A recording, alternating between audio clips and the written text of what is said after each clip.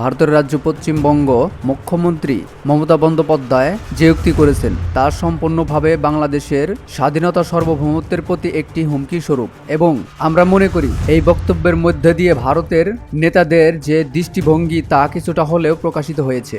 এ ধরনের কোনো চিন্তা ভারতের নেতাদের মধ্যে থাকা উচিত হবে না, কারণ বাংলাদেশের মানুষ মুক্তিযুদ্ধ করে স্বাধীন হয়েছে এবং সম্প্রতি একটা বিপ্লবের মধ্য দিয়ে তারা গণতন্ত্রকে ফিরে পেয়েছে।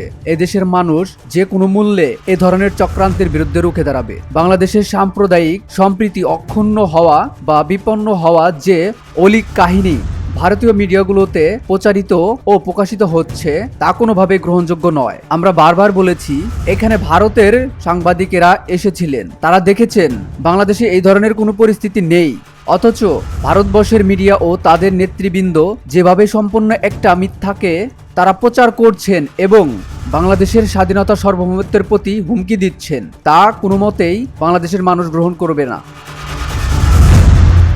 BOD Bangla news desk.